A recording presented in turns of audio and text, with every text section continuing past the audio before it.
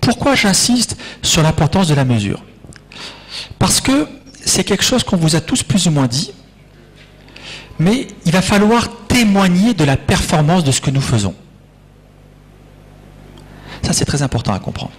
Et c'est une trajectoire qui va devenir de plus en plus adossée aux secteurs sur lesquels vous intervenez, nous intervenons. En clair, ça veut dire avoir et mettre en place des indicateurs. Être capable de témoigner, par exemple, de l'apport d'un bâtiment à énergie positive par rapport à un bâtiment qui serait traditionnel.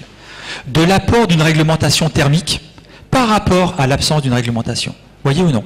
Donc on va rentrer sur des choses extrêmement analytiques. Et ça, c'est très important parce que on a besoin de recréer de la confiance. Tout le monde actuellement doute de la performance des actions de l'autre. Que ce soit au niveau politique ou que ce soit au niveau technique ensuite dans la mise en œuvre. Donc dès lors qu'on va mettre en place ces mécanismes, on va travailler sur la mesure de la performance. Donc ça, avec quelques-uns avec qui j'ai échangé par exemple, j'ai souvent parlé d'indicateurs.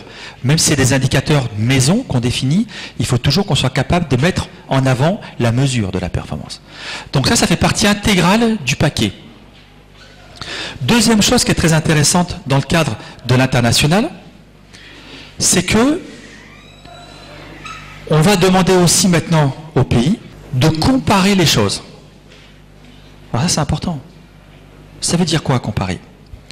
Ben aujourd'hui, chacun fait un peu ce qu'il veut.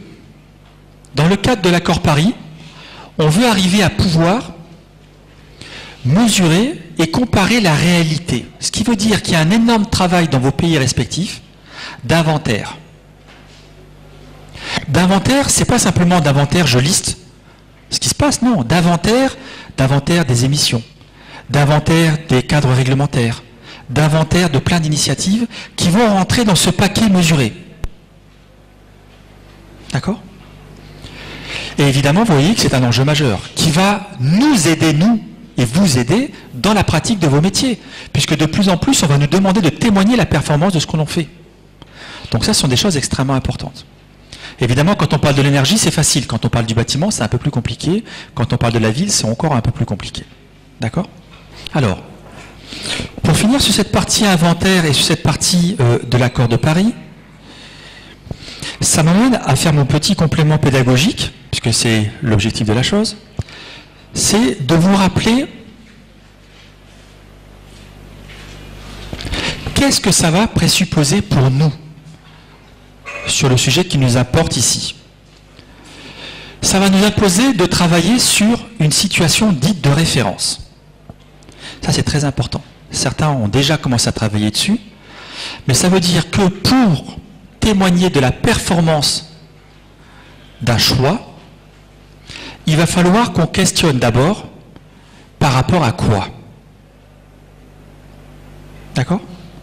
Et ça, c'est très important, même dans l'environnement construit, puisque je me souviens des discussions que certains ont eues ici, en disant que ceux qui vous demandent une prestation, vous disent tout le temps le moins cher ou pour d'autres raisons.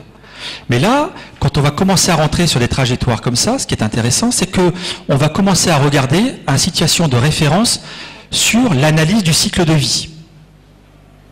Un bâtiment va plus se considérer comme un bâtiment tout de suite, à un instant T0, mais sur son cycle de vie, c'est-à-dire de sa conception, de son usage, de sa démolition, et on va regarder tout le processus, que ce soit carbone, que ce soit ressources, que ce soit énergie. Donc ça, c'est intéressant, situation de référence.